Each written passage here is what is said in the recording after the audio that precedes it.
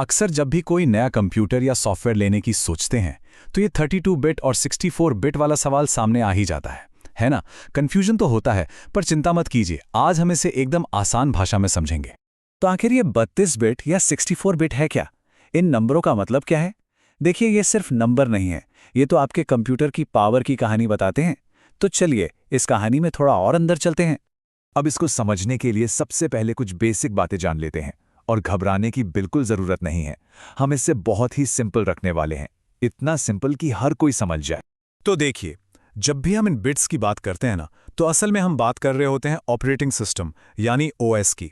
ये वही main software है, जैसे आपका विंडोज़ हो गया या मैक ओएस, जो आपके पूरे कंप्यूटर को जान देता है, उसे चलाता है। अच्छा, तो ये बिट है क्या भला? इसको समझने का सबसे आसान तरीका ये है कि इसे आप कंप्यूटर के दिमाग की, मतलब उसके प्रोसेसर या सीपीयू की ताकत समझ लीजिए। जितने ज्यादा बिट्स उतना ही पावरफुल दिमाग। और इस ताकत का सबसे बड़ा असर कहाँ पड़ता है पता है? कंप्यूटर की याददाश्त पर, जिसे हम टेक्निकली रैम कहते हैं। सोचिए, एक 32 बिट सिस्टम बहुत कम बातें याद रख सकता है, जबकि एक 64 बिट सिस्टम बहुत बहुत ज्यादा। चलिए इस फर्क को और भी मजेदार तरीके से समझते हैं, एक छोटी सी कहानी से। ये कहानी है दो स्टडी टेबल्स की। तो मान लीजिए, कंप्यूटर की जो मेमोरी होती है, जिसे हम रैम कहते हैं, वो असल में आपकी पढ़ने वाली टेबल है, आपकी स्टडी टेबल, वही टेबल जिस पर आप अपनी किताबें रखकर पढ़ाई करते हैं। तो अब सोचिए, 32 बिट सिस्टम जो है वो एक छोटी सी टेबल की तरह है। उस पर आप बस कुछ गिनी चुनी किताबें ही रख पाएंगे। लेकिन वहीं दूसरी तरफ 64 बिट सिस्टम एक बहुत बड़ी चौड़ी टेबल है, जिस पर आप जितनी चाहें उतनी किताबें फैला सकते हैं और एक साथ कई सब्जेक्ट्स पे काम कर सकते हैं। है ना सिंपल? लेकिन यहां एक पेंच है। उस छोटी टेबल की ना एक लिमिट है, एक सीमा है।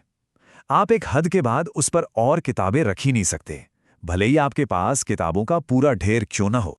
और वो लिमिट है 4 गीगाबाइट। जी हाँ, सिर्फ 4 जीबी। एक 32 बिट ऑपरेटिंग सिस्टम 4 जीबी से ज्यादा रैम का इस्तेमाल कर ही नहीं सकता। चाहे आपके कंप्यूटर में 8 जीबी या 16 जीबी रैम लगी क्यों ना हो, वो उसे देख ही नहीं पाएगा। ये उसकी बनावट की, उसकी आर्किटेक्चर की लिमिट है। तो अब जब हम ये बेसिक कॉन्सेप्ट समझ गए हैं, तो चलिए अब दोनों का आमना सामना कराते हैं। देखते हैं कि एक दूसरे के मुकाबले में कौन कहां टिकता है। ये टेबल देखिए, यहाँ सब कुछ दूध का दूध और पानी का पानी हो जाएगा। सबसे पहले रैम का इस्तेमाल 32 बिट में सिर्फ 4 जीबी तक, जबकि 64 बिट में उससे कहीं ज्यादा। फिर आती है स्पीड। 32 बिट धीमा है, 64 बिट जाहिर है तेज है। और आज के मॉडर्न ऐप्स वो 32 बिट पर तो चलेंगे ही नहीं, उनके लिए 64 बिट चाहिए ही चाहिए। तो सीधा सा हिसाब है, 32 बिट पुराने कंप्यूटरों के लिए ठीक था, लेकिन आज के सभी नए कंप्यूटरों के लिए 64 बिट ही स्टैंडर्ड है। लेकिन एक सवाल अभी भी मन में आ सकता है कि आखिर ये 64 बिट सिस्टम इतना ज्यादा तेज होता क्यों है? क्या सिर्फ ज्यादा रैम होने से इतना फर्क पड़ जाता है? इसका जवाब है हाँ, बिल्कुल। अपनी बड़ी वाली स्टडी टेबल को फिर से याद कीजिए।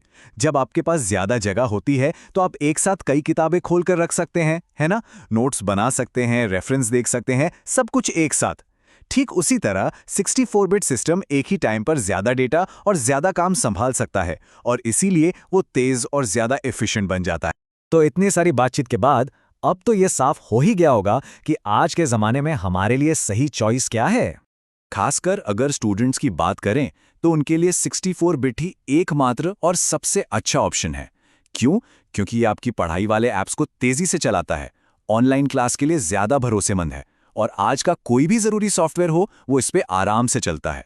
तो अगर इस पूरी बातचीत में से एक सबसे जरूरी बात याद रखनी हो तो वो ये है, 32 बिट ओएस की लिमिट 4 जीबी रैम है, जबकि 64 बिट ओएस उससे कहीं ज्यादा मेमोरी इस्तेमाल कर सकता है और इसीलिए तेज काम करता है। चलिए इसको याद रखने का एक और भी मजेदार और आसान तरीका बताता हूं। आप 64 बिट ओएस को एक बड़े स्कूल बैग की तरह समझिए, जिसमें आप ढेर सारी किताबें डाल सकते हैं। और 32 बिट वो एक छोटा सा बैग है जिसमें ज्यादा सामान नहीं आता। तो जाहिर है बड़े बैग से काम ज्यादा तेज और आसानी से होगा। तो ये तो साफ है कि आज का विनर 64 बिट है। लेकिन टेक्नोलॉजी तो कभी रुकती नहीं, हमारे कंप्यूटर और भी ज्यादा पावरफुल होते जा रहे हैं। तो ये सोचना दिलचस्प है कि इस दौड़ में अगला कदम क्या होगा। क्या हम जल्द ही 128 बिट सिस्टम के बारे में बात कर रहे होंगे? सोचिएगा जरूर।